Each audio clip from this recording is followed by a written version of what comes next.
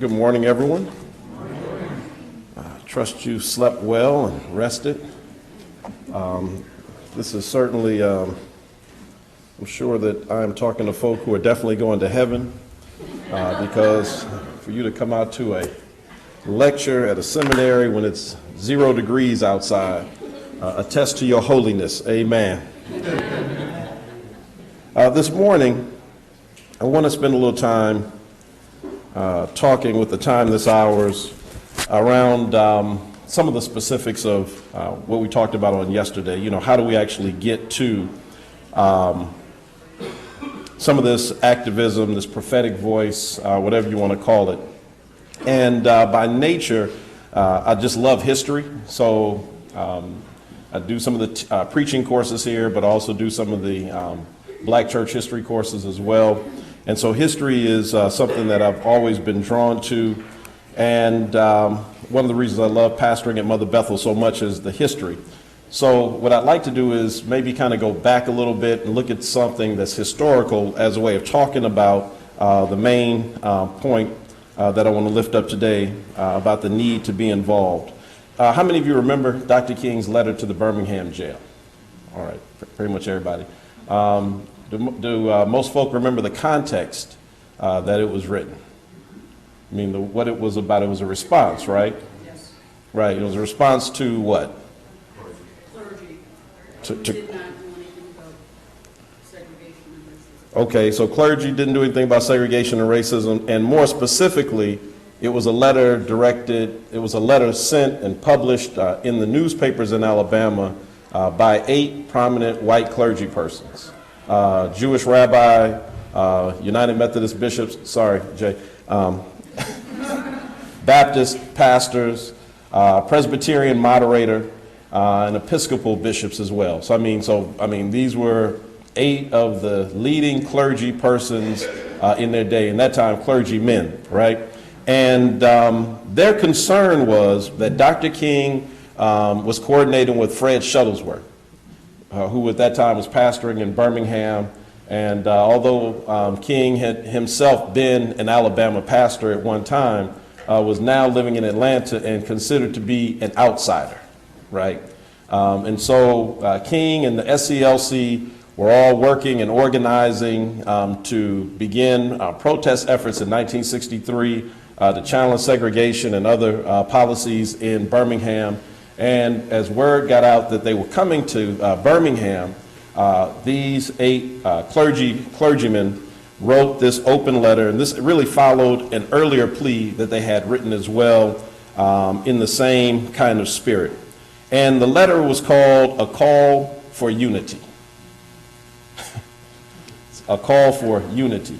It's kind of like, I can't remember the guy's name now, in California, who talked about the Civil Rights Act in California, which was the same act that abolished affirmative action. So, you know, you can call it anything, but it's really a spirit in which it does.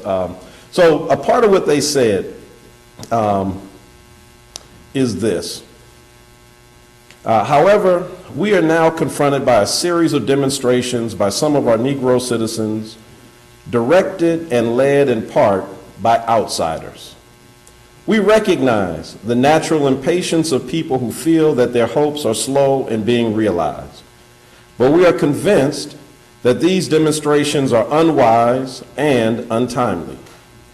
We agree, rather, with certain local Negro leadership, which has called for open and honest negotiation of racial issues in our area.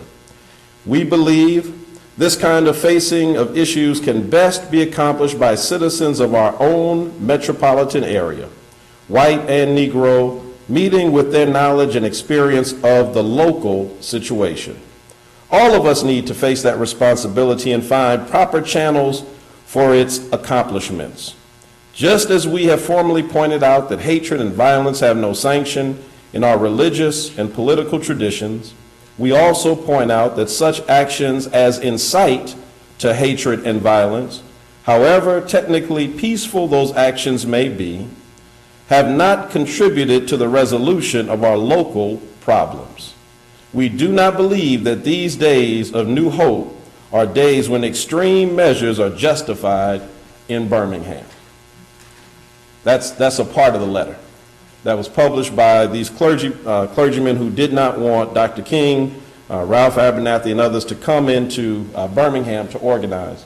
And so, as we know, they did organize, they did march, and Dr. King was one of many that was arrested, famously visited in the jail by famous actors and others who were raising bail money. But something else happened in that jail cell. And what else happened is that he began writing in the margins of newspapers what would become the letter from the Birmingham jail, which really is, in so many ways, the signature piece that sums up most of really his ministry and his activism and why he got involved in so many different things that on the surface did not look like he was connected to. And this is a part of what he says. I'll just read just 2 short paragraphs. But more basically, I am in Birmingham because injustice is here. Just as the prophets of the 8th century BC left their villages and carried their "Thus saith the Lord" far beyond the boundaries of their own hometowns, and just as the Apostle Paul left his village of Tarsus and carried the gospel of Jesus Christ to the far corners of the Greco-Roman world, so am I compelled to carry the gospel of freedom beyond my own hometown. Like Paul, I must constantly respond to the Macedonian call for aid. Moreover, and this is where I think we all remember this quote, I'm cognizant of the interrelatedness of all communities and states. I cannot sit idly by in Atlanta and not be concerned about what happens in Birmingham. Injustice anywhere is a threat to justice everywhere. And so I want to stop with the reading of that letter there. And I mean, again, you know, it's a beautiful letter. It goes on to say so many things that are often quoted by persons who do work in community activism and what have you. I'm sorry, I do want to read one other part. In response to the idea that the nonviolent marches were inciting violence. He said, in your statement, you assert that our actions, even though peaceful, must be condemned because they precipitate violence. But is this a logical assertion? Isn't this like condemning a robbed man because his possession of money precipitated the evil act of robbery? Somebody else say amen. Isn't this like condemning Jesus because his unique God consciousness and never ceasing devotion to God's will precipitated the evil act of crucifixion? So, a part of what this really brings out to me is the fact that as you think about some of the major issues that impact us today, some of the same arguments are going on.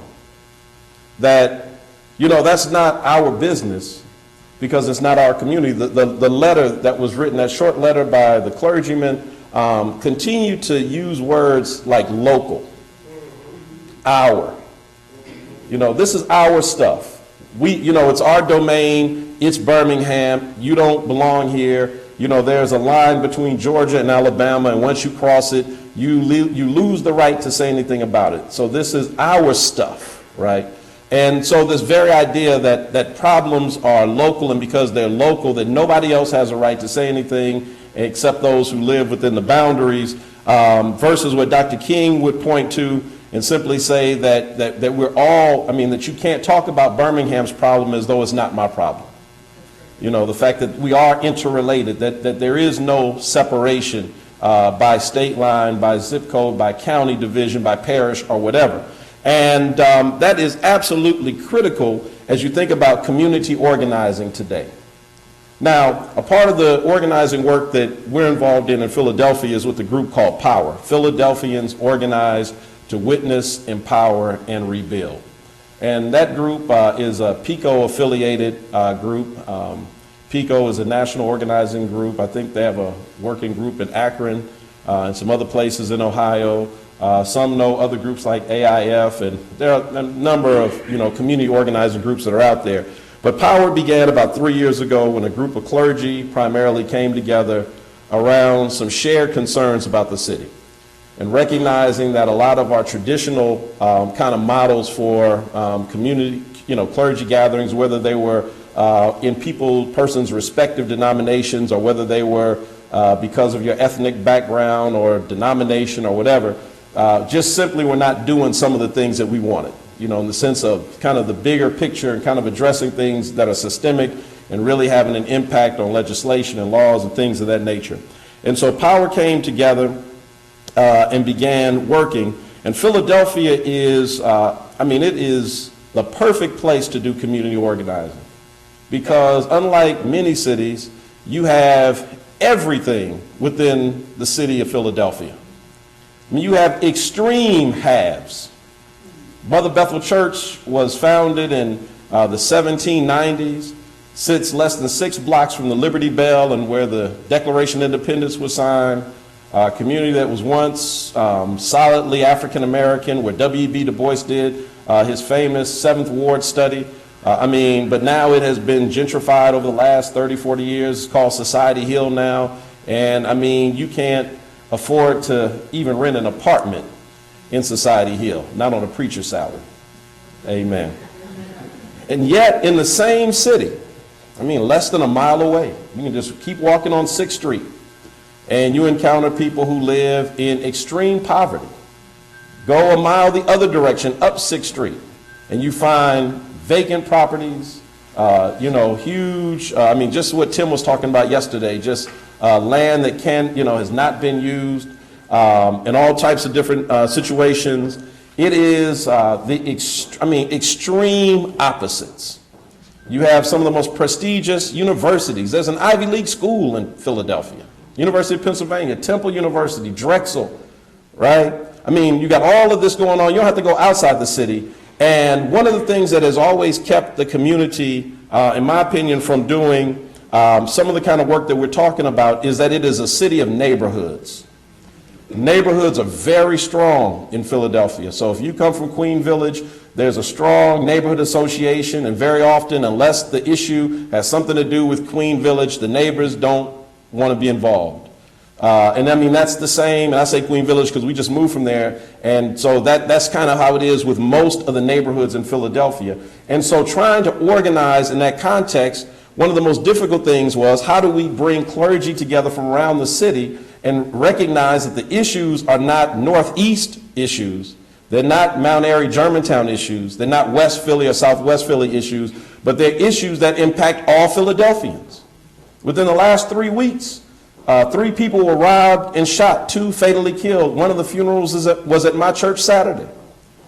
One was a young white woman, one was a young black woman, one was a young black man.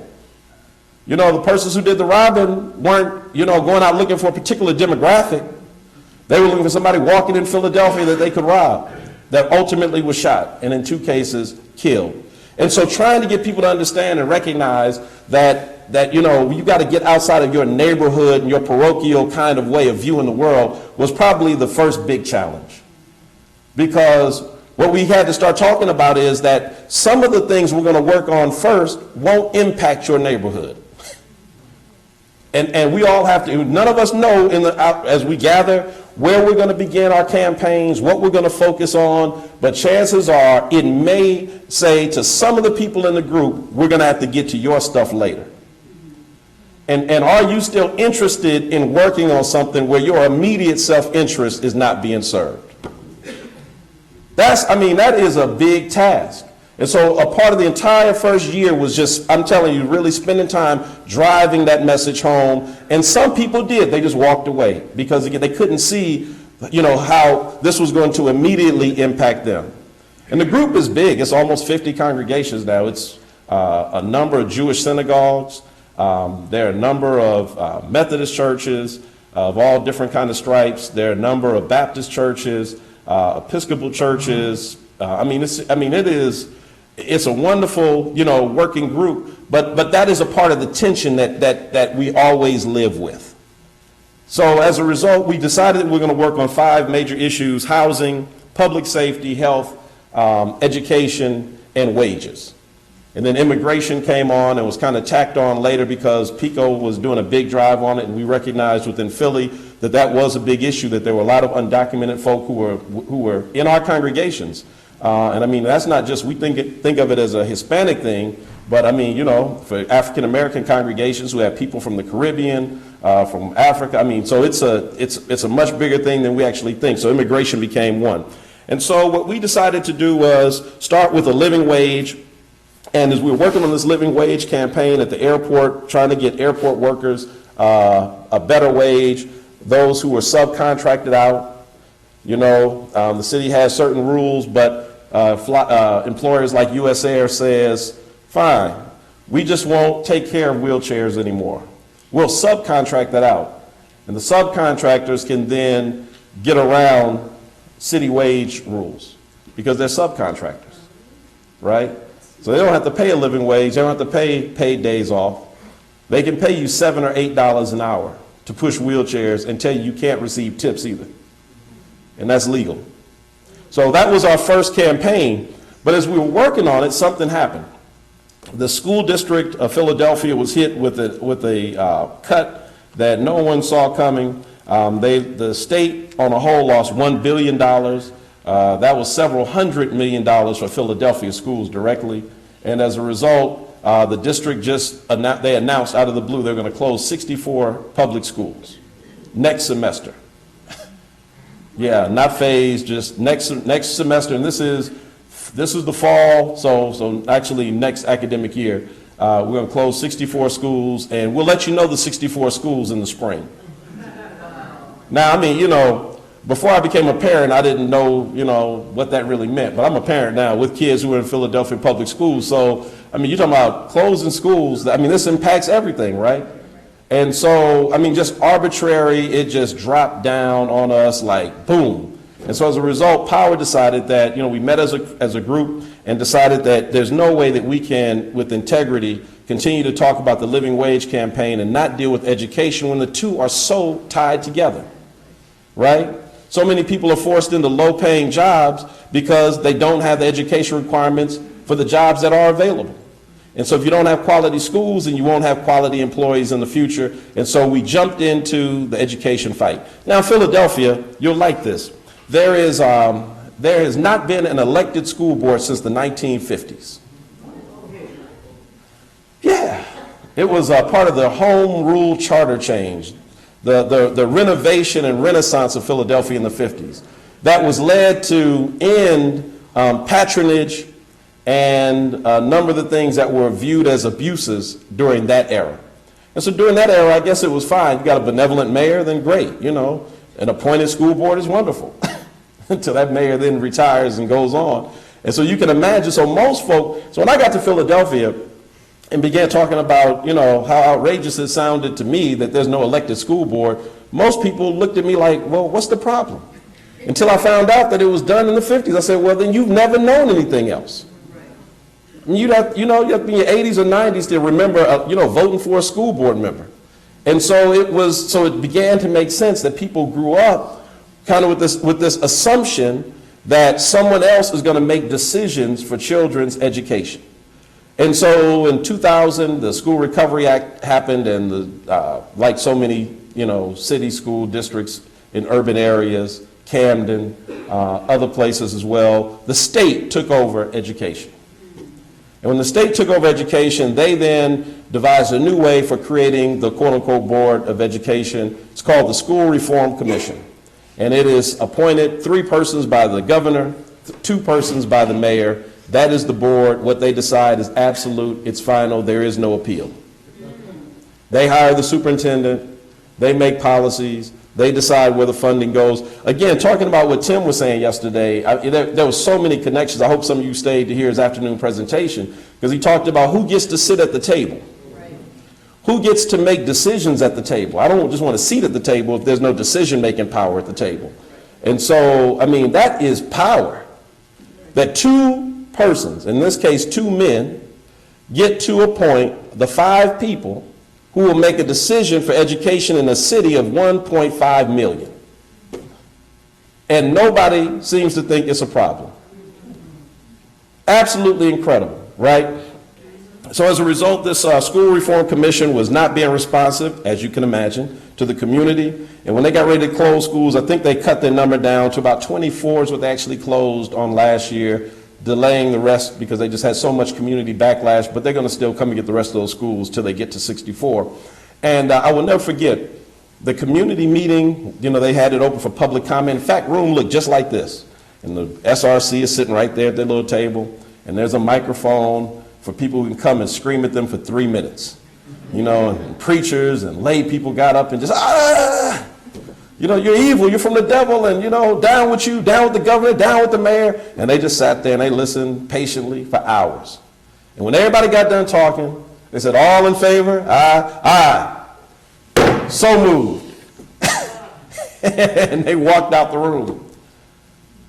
You see, protesting by itself doesn't do anything. You have to be organized in order to have the kind of systematic impact and change that you want. A group of people, I can't tell you how many protests I've been to in front of the school district building, 440 North Broad Street. We're out there, cameras are rolling, all of this, and again, denouncing all the things that we hear going on inside. But again, all of that does nothing by itself. There's a place for it as a part of a tool for a larger campaign, but by itself, it does not change systems, right? How do you change systems? You change systems by getting organized. And so power got organized, but then we realized about a couple of months ago that, this thing is bigger than Philadelphia. That, as organized as we are now, and as much impact and influence as we can have within the Philadelphia area and the Philadelphia delegation in the legislature, that the fact of the matter is that unless we stretch out across the state and coalesce with other people, some of whom look like us, some of whom don't look like us, then we're not going to have any success. And so the movement now has moved. In fact, about a month, not even a month, maybe 2 weeks ago, I was in Harrisburg at a statewide meeting about education with people who are interested, 60 to 70 people from across the state, as diverse as the president of AFL-CIO on one end of the table and the president of the Chamber of Commerce of Pennsylvania on the other end. In case you don't know, they don't necessarily see eye to eye. All right. But just a diverse group of people, and we've been working within the faith communities because now we understand that when you talk about education, that those cuts, that $1 billion, though it may have impacted Philadelphia with a dollar amount that is much more than anyone else, that it has impacted people in Allentown and in Scranton and in Pittsburgh and in small little rural districts as well that don't have a tax base, districts that are all white that, again, don't have the tax base to support it. And so now it's about how do you hook up with people who are going through similar issues and begin to expound and begin to understand what Dr. King was talking about, that this is not just a local issue, that this issue impacts everybody. As I said to some folk from Montgomery County a couple of days ago when we met with some Montgomery County clergy, that, crime does not know it's supposed to be bound by a zip code. Right? And when we deny and deprive young people of education, chances are they drop out of school. And when you drop out of school, chances are you get into trouble. When you get into trouble, chances are you don't keep it within confined in your own little tight community, it begins to spill over. And so even if there is not an immediate selfish need on our part, there at least ought to be a need that I want to live in a safe community. And so let's invest in everyone's children, not just in the ones that look like me. And let me tell you about the disparity. In the area, in Philadelphia now, we're spending somewhere between $13,000 to $14,000 per pupil, depending on what numbers you believe. Lower Merion School, I don't know if you ever heard of Lower Merion. I think Kobe went to school there, right? Lower Merion School District, which sits in Montgomery County, adjacent to Philadelphia, is spending now $26,000 per student. 13 to 14,000 versus 26,000. Now, people will tell you in education, I've heard this a lot, money doesn't matter. People who have money tell people without money that money doesn't matter. Just so you know, right? Money does matter.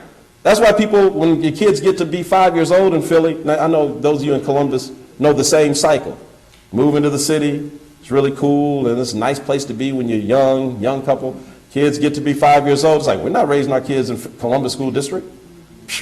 I don't know what suburbs you call them here, but it's out to wherever that area is where they've got the great education, because guess what? You got the tax base to go with the state money, and you can pay $20,000 to $30,000 per student. It's like getting private school education with your tax money.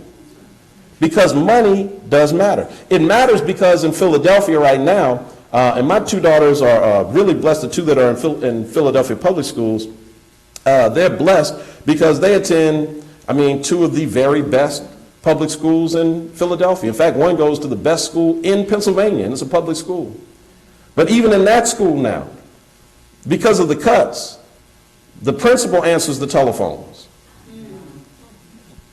In the best school in Pennsylvania. In that school with 1,200 students, there are now only 2 counselors, one for the upper grades, one for the middle school. In my younger daughter's elementary school, there's 1 counselor for 4 elementary schools in the area. They're called itinerant counselors. I know you preachers like that, don't you? Methodists especially. So they got a circuit, and they ride around the circuit, like Asbury. And they come in on Monday, you got any problems here? Any children I need to talk to? Sure, I'll fix it, but I'll be back next week. Literally, most of the nurses have been gutted from the school district, so that the nurses are itinerant. Young girl died last semester, had an asthma attack, the day the nurse wasn't there.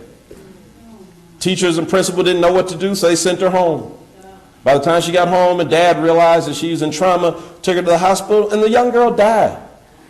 But people tell you money doesn't matter with education, right? It absolutely matters. In fact, I would argue that public education is one of the most central civil rights issues of today. It just absolutely is, because it's talking about what's at stake for the future. And it's about what kind of future do we envision. Do we envision a cynical future where there are masses of people who are denied education and literally living, in ignorance? Or do we envision the kind of future where all that untapped potential in places, regardless of who you were born to, can come up to the top and find ways to bless the society? And the church has to have something to say about that. You can't just, as I said yesterday, preach Jesus. As though somehow this does not matter, because this is the world that we send our young people back into after Sunday, after the benediction. Now, it's amazing because the other major issue that this is directly tied to, in my opinion, is mass incarceration. That these two issues are tied hand in hand. Now, I find this so hard to believe that, I can't believe these numbers. But I've got this little map here that I copied online, and it has every state's spending per student versus every state's spending per incarcerated person. And not in one case is it more per student than more per inmate. Not in one. In fact, they're not even close. In most of them, let me tell you, you want to know what Ohio does? I'm sure you're interested. So you all spend about $10,000 per student. Any education folk, does that sound right? Okay, so that's what it says on this, so we can trust it so far. Oh, but you spend about $25,000 per inmate. That's not bad, because Pennsylvania is much worse. Pennsylvania spends about $13,000 a student, over $40,000 per inmate. Well, I told you we just built 2 brand new prisons out of the same budget that gutted education by $1 billion. In the same budget, the governor and legislature cut $1 billion from public education. And in the same budget, wrote into it 4 brand new prisons, but after backlash, decided to only build 2. In the same budget. And prison construction is designed based on a formula calculated by reading levels of elementary school students. Have mercy. Prison industry is becoming increasingly privatized. And now, maybe I've been watching too much science fiction. I mean, seriously. But, I can see a day when the same people who own prisons own charter schools in your neighborhood. Is it so far-fetched? Well, you win either way. So if the kids succeed, it's like, well, we're great. We're a great school. If the kids fail, you still win because they're going to end up back in one of your facilities. And again, I know it sounds far-fetched. People are like, oh, Reverend, come on, that's crazy. That's a conspiracy theory. But, I mean, if you just look at it and look at the trends and the direction that we're going, and I'm saying that this is not stuff, see, it's easy to look at Dr. King's world, and we can talk about what happened in the 50s and 60s because it is in a time capsule. It will not change. The only thing that will change is our interpretation of the facts. But this is our world. And while we celebrate, victories and battles of yesterday, there are things that are calling for us today. Someone asked the question yesterday, how do we get started? Well, again, it's, part of it is tuning in and finding out what's going on, where the hurt and where the pain is, where you live. A part of how we got started, let me just tell you this, and I'm going to maybe stop and take some, entertain some of your questions, that a part of the way that Power got started, to even come down to those 5 issues that I listed, healthcare, public safety, housing, jobs, and education, and then we added immigration as we adopted that as a concern. But the way we got to the first 5 is that the original group of congregations that formed Power, I think at that time maybe 25, 26 congregations, we started a listening campaign. And a part of the organizing model that we do begins with one-on-one relationships. That everybody comes to Power through a one-to-one contact, a one-to-one, I sit down with you and we talk about, your hopes, your dreams, your frustrations. What would Philadelphia be if it were a perfect place? What are some of the things that are, impeding that progress? And out of a series of one-to-ones in our congregations and our communities, that's how we came back saying that these are the 5 major issues impacting Philadelphia. Not because we sat down thinking, we're clergy, we got all the answers. But no, let's listen to what people say. And what are people saying? Where are the areas of hurt and pain and frustration where they live?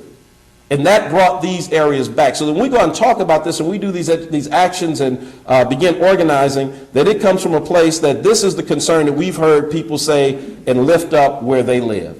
It's not simply what we're talking about. And sometimes, again, those things, impact us directly. And other times, they come and they don't impact us directly, and yet we've got to be involved in all of it.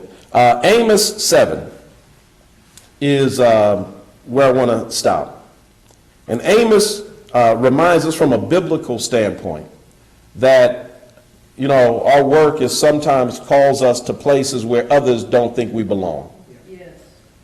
This is almost like reading this text, sounds like the letter from the clergy to Dr. King and his response back.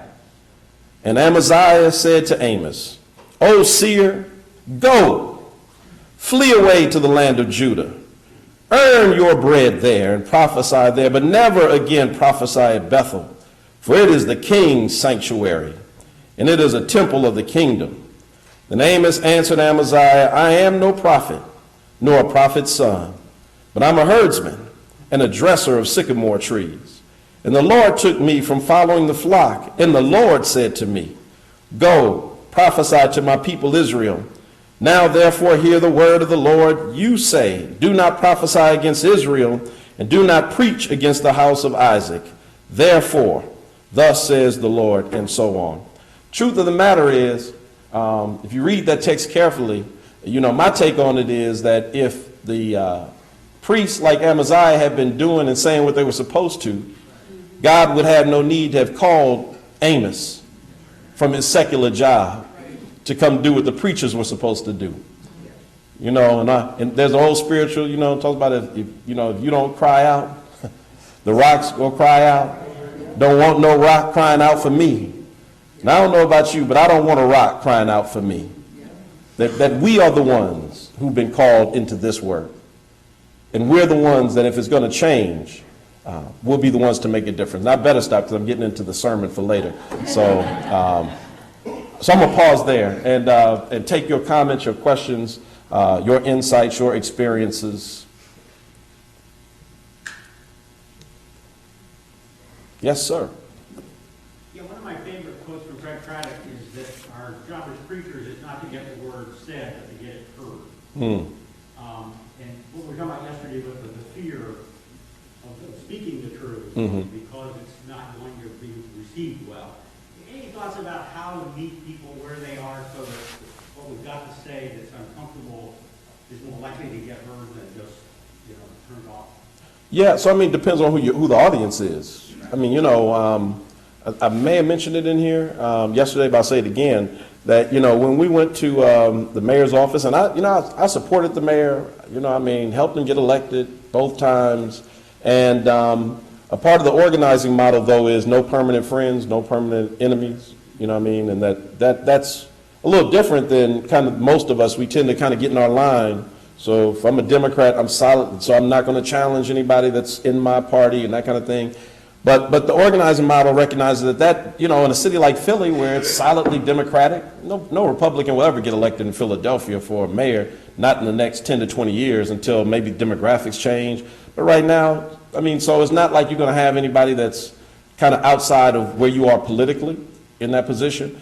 But that doesn't mean that, that even the mayor sometimes needs to hear a different take. So when we did this airport campaign, it was really amazing. We went in to talk to them, and we had some union folk with us, but it was primarily clergy. And again, going back to that table. So we're in his reception hall, and it's a huge table shaped like a U. He's there in the middle, and clergy, we're all spread out. And one of my friends, took a tone with him that I guess he felt was disrespectful. I guess he was kind of talking to him like another peer, as opposed to kind of like looking up, like, dear mayor, sir. And man, he just, his back straightened up, he bristled. And I didn't think the question was out of line. But the very fact that he was being challenged, he just didn't appreciate it. And I told him, I was like, man, I'm telling you, it felt like Aaron and Moses after they went to see Pharaoh the first time, just like, that was the way I felt, just kind of like, like, how dare you, come in here? And so I guess the point is that when you're, sometimes it gets to a place where when you're delivering that message, that, as Howard Thurman says, leave the results to God. I'm just here to deliver the message. You may not like it, but there are people who voted for you who are counting on you, and that you can't just side with U.S. Air. They're an important ally to the city. We get it. They provide a lot of jobs, a lot of revenue, but there are a lot of things they're not doing. And right now, the relationship is one-sided. And we're just here to remind you, because the poor folk that we represent don't have lobbyists because they can't afford them. So while you get lobbied by the major law firms in the city on a constant basis and wined and dined and things of that nature, and you already know their concerns, who's bringing concerns from those folk who, when my flight is late at 3 a.m., these are wheelchair workers who could not leave or they'd be fired from a $8 an hour job with no benefits. Who speaks for them? So that's who we're there to speak for. And so, whether you like it or not, this is the message. And it, might be tight, but it's right. So I think, that would be my response to that. Question all the way in the back. Great. Yeah, and thinking about prophetic preaching, I've come to realize, maybe I'm wrong, but I'm young, but it seems like the only people who are kind of don't like prophetic preaching are church folk and politicians. And there's a large community who are within the community that we kind of speaking for, and we're trying to talk the injustice for us. And I wonder, how best do we have the message that we're addressing, kind of get the folks in the community who would probably want to hear that there are folks who actually want to stand on the side of justice for them. And again, so organizing is very painstaking. It is slow work. It is truly like one person at a time. We can get 3,000 people out to a rally, but when it comes down to the real engagement, that's hard work. Getting parents, we're doing a campaign in the schools. It's parent engagement, and working with the parents. It is we recognize that we don't just want to tell parents I mean, you do want to tell them how to create better study habits and things like that for the children. That's important. But also it's about parent empowerment and helping parents understand their rights. And so even just trying to deal with parents, part of the tough issue is, when can we meet with them? I mean, you got some parents who, I'm talking to one, mom whose child, going back to these nurses not being there, he has to take certain medication every day. She takes the bus everywhere because Philly is a lot of people live off of the bus. So she has to drop him off at school, take the bus to work, leave work, come back on the bus, give him his medicine, take the bus back to work, then take it back to pick him up from where his daycare is.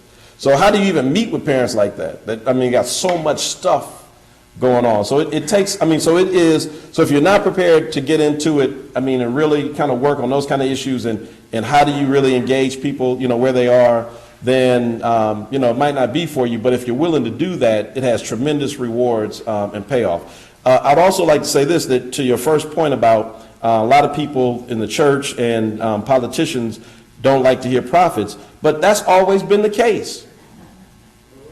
The only prophets most people like are dead prophets. It's true. Everybody loves Dr. King now because he's dead. He can't say anything else controversial. Can't organize, can't do anything. Right? And and the truth is, Greg, that so many of us, if we're honest, in ministry, want to be liked by people. We want to be affirmed. We want to, I want to hear on Sunday I did a great job with the sermon, be patted on the back and appreciated.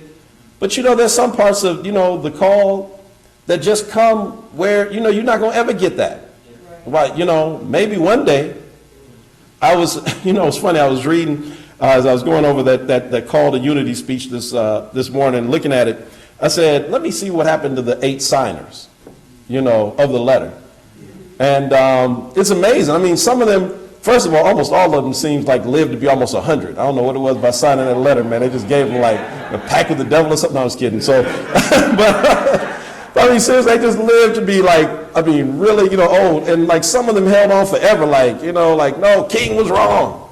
It was a propaganda stunt, things of that nature. But one of them, I can't remember exactly which one now. Certainly the Methodist bishop. I want to say it was the Methodist bishop. I really want to say it was. Let me see. Maybe it was the rabbi. Well, one of them, and you can actually look it up on your own, really was converted. It was Bishop Durek. Was he Methodist? Bishop Durek? He was either Episcopalian or Methodist. Let's pray he was Methodist, all right? Let's just claim it. But was, really touched. Oh, it hit me. I'm sorry. He was Catholic. Because it was Vatican II and King's letter from the Birmingham jail, he said, really changed his position. And he became an outspoken advocate for the civil rights movement, got involved. But that's 1 out of 8. But for the most part, people like prophets of old. We love Isaiah now. We like preaching Isaiah. But I don't know if we would have been comfortable with Isaiah in chapel right now. Really? Calling us out for our stuff. Woe to you that are at ease in Zion. That's what prophets would say. And a lot of us are at ease in Zion. Not troubled by much of anything. Right? So, anyway, next question, comment? Yes, in the back. Claudine?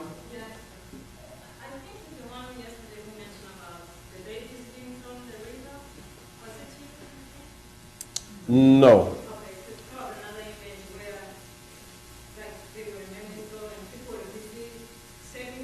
Mm-hmm. And suddenly someone went up to hit the stream, and the others were asking, where are you going? He said, I'm going to see who's on there. Anyway, the point I'm saying is, I was raised in Africa, of course, and the continent is highly devastated by a lot of arms that benefit this country highly, there's a lot of which. And I was wondering, since it's a common knowledge that the church is global and the church can evangelise Africa and the church wants to care for Africa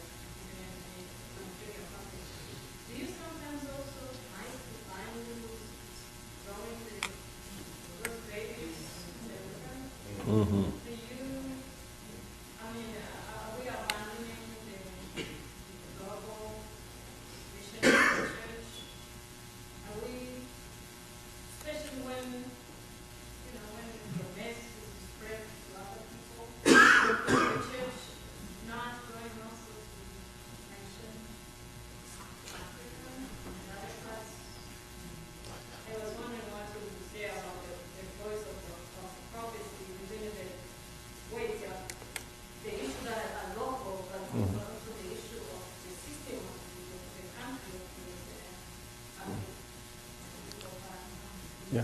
Thank you, Claudia. That's a powerful, powerful question and observation, really. You know, that the world is very small now. I mean, it is a much smaller place than when our parents and grandparents, you know, lived in it at the same, you know, age. And so, I mean, global now is, I mean, we're connected instantly, you know, to things around the globe. And yet it doesn't seem like it all the time. You know, in my opinion, the last, I guess, maybe big systematic fight that U.S. churches got involved in, black or white, was really apartheid. You know, something that was such a glaring, you know, abuse, and it was easy to, you know, kind of see why you should be involved in it. The call for divesting from companies that were, you know, invested. I remember I was a student at Clark in Atlanta at the time, and the chairperson of our board of trustees was he was the highest ranking black person at Coca-Cola, you know, and Coca-Cola was highly invested in South Africa. And Coca-Cola gave a lot of money to Clark. And so when we started as students protesting about calling for divestment, and we're saying Coke should divest, you know, the president of the school and board is like, you guys have to be quiet. That's, you know, they pay for a lot of things around, you know, at Clark. And so, yeah, we don't believe in apartheid either, but, you know, now you're messing with our own self-interest. And that was the last big thing. But, I mean, as you think about it today, you would imagine that we would be involved in a more global way. Many of our churches are already global by the way that we're set up, right? So the AME Church is on 5 continents.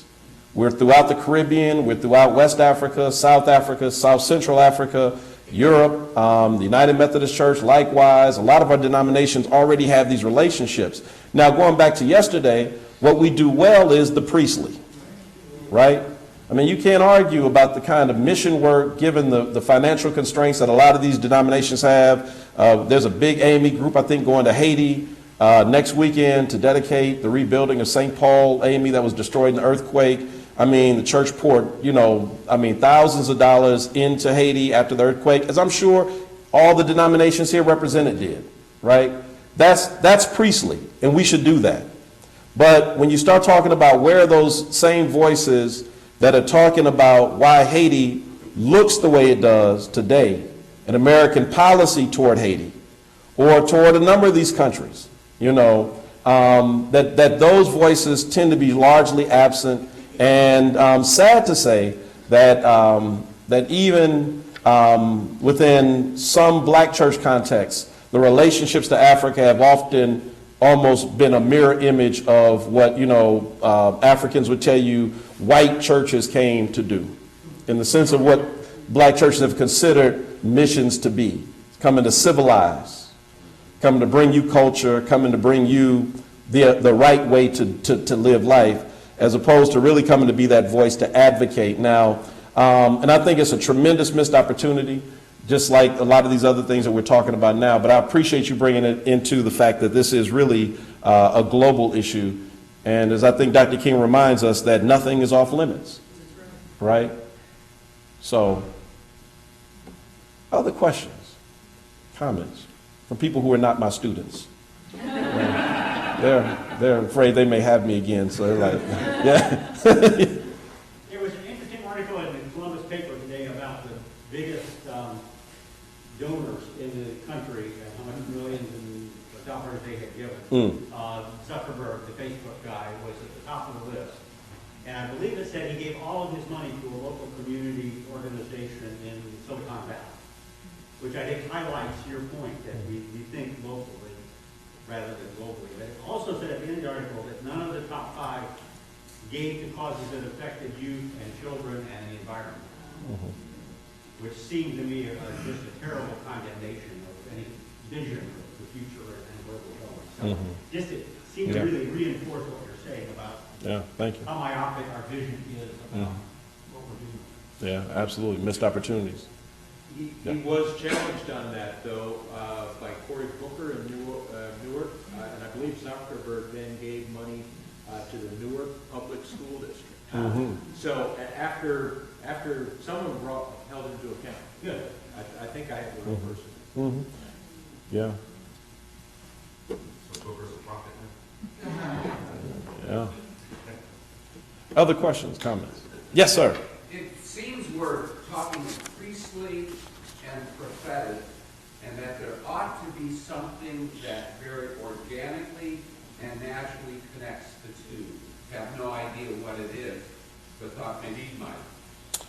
Well, I mean, again, I think that it is, it's about our worldview, right? That, again, you know, Elijah, as I said yesterday, is one of my favorite prophets because of that, because, you know, I mean, it's this seamless going back and forth, that there is no, you know, let me put this hat on now and let me be prophetic, let me take it off and now let me be priestly, that it's about the issue that, you know, is there before us. I think that, you know, churches are, let me talk about the black church, that it is, on the one hand, a very radical institution, and historically has been a very radical institution. It's been the house of, you know, has housed many protest movements. You know, I mean, Mother Bethel has seen almost everyone come through and speak from its pulpit. And I mean, you know, Dr. King could not have done the organizing that he did if it were not for black churches that opened their doors, right? But at the same time, the church can also be such a conservative institution. I mean, almost the most conservative institution, even more conservative than conservatives, right? I mean, really, and that, you know, that there's that real tension there about kind of where we draw that prophetic line, right? And even in today's world, I don't know, it seems like we've kind of gone backwards as opposed to going forward. That, I mean, that even things that in the past people would have been easily kind of moved into, that we just kind of, I mean, have thrown our hands up. It's all about the building now. You know, I heard Cone at that same lecture I mentioned yesterday say that what good is it, you know, if at the end of the day we save the buildings and lose our souls? You know, I mean, I had to go back and even examine, you know, some of my own stuff, and I started thinking about, you know, my agendas in the church. I mean, think about just your printed agenda. And I mean, and look at those trustee agendas. And whatever your office is, we have stewards, you know, you may call them elders or deacons or whatever, but the people who count the money and responsible for the budget and things of that nature, that so much of what the local church is concerned about is itself. You spend time talking about how are we going to keep the pews up? How are we going to put this in the building? How are we going to protect what we have? We've got to keep those folk off our parking lot. We've got to, you know, everything is about us. And I mean, and where on the agenda does it talk about anything outside of us? I mean, in a real programmatic kind of way. And that, I mean, and again, that really talks about kind of where the state of where the church is. And I'm just simply here to just kind of just prod us a little bit to begin to think about the fact that there's much more going on out there in the world than we've been looking at and addressing. And so sometimes you just need to dive right in. Yeah, I just Rebecca. want to take it further from what you said, because, you know, I'm an ecumenical person, but it's the same thing with denominations. They're silo, they don't reach out to others, they're each doing their own thing and doing the same thing often. And yet, you know, Pope Francis, I feel, has brought some hope to how we work better together, and we have to. So I think the church has got to be called to accountability because of that as well. And we have so much scripture basis for that we ignore it. Yeah.